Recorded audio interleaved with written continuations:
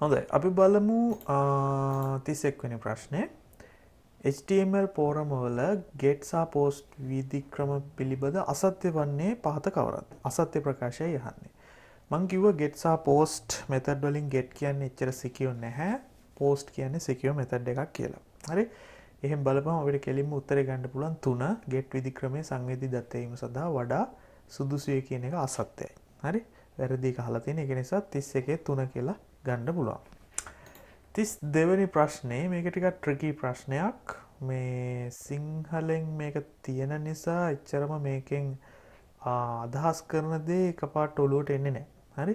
මේක ඉංග්‍රීසි medium paper එක තිබ්බනම් සමහර වෙලාවට මට හරියටම බලලා උත්තරයක් කියන්න පුළුවන්. but මේක කියන්නේ මේ ටයිම් එකත් එක්ක ඉන්ෆෝමේෂන් වල වැලියු එක අඩු වෙන ගෝල්ඩන් රූල් එක ගැන මේකේ කියලා තියෙන හැටියට අපිට ගන්න පුළුවන් උත්තරේ C විතරයි. හරි? මොකද පළවෙනි එක A කියන එක ඇත්තටම වැරදි. මොකද S සහ teeth golden rule එකට අනුව වැඩ කරන්නේ.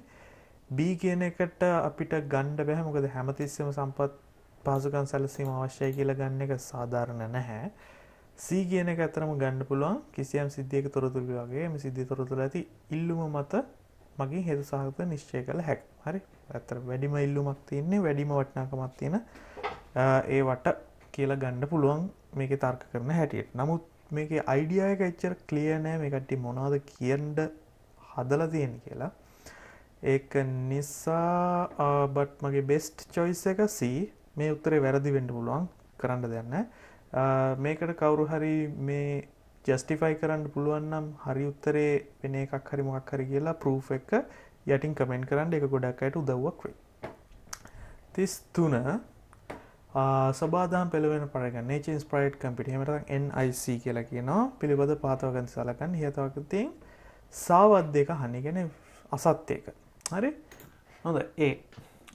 සබාදාමෙන් පෙළඹවෙන පරිගණකයේදී සංකීර්ණ ගැටලු විසඳීම උදෙසා පරිගණක ආකෘතියක් සැලසුම් කර සංවර්ධනය කිරීමට ස්වභාවික ප්‍රපංචයක්.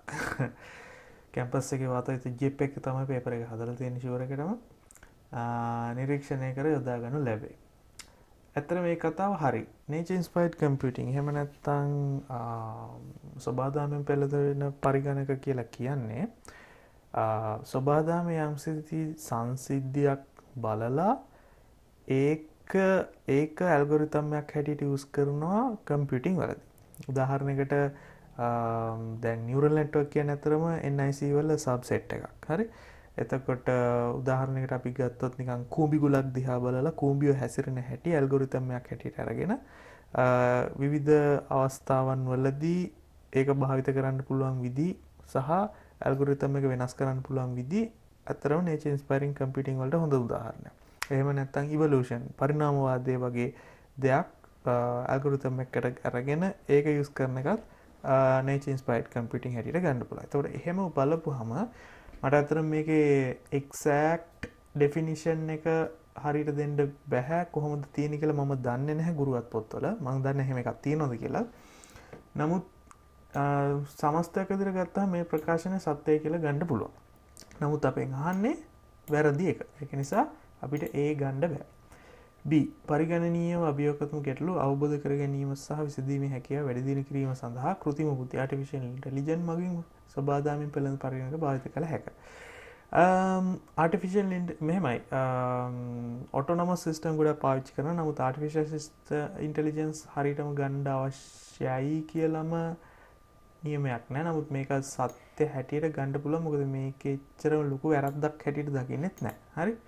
භාවිත කළ හැකිය කියලායි කියන්නේ. භාවිත කළ යුතුය කියලා නෙමෙයි මේක සජෙෂන් එකක් හැටියට දීලා දෙන. ඒකින්ද මේක හරි කියලා ගන්නත් පුළුවන්.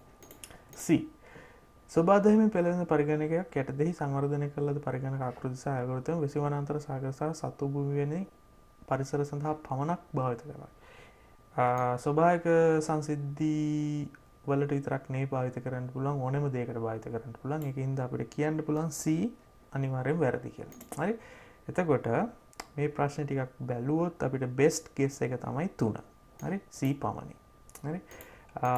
ඩෙෆිනිෂන් එක හරියට බැලුවොත් ඉතින් A කියන එක අපිට ගන්න පුළුවන් හරි කියලා.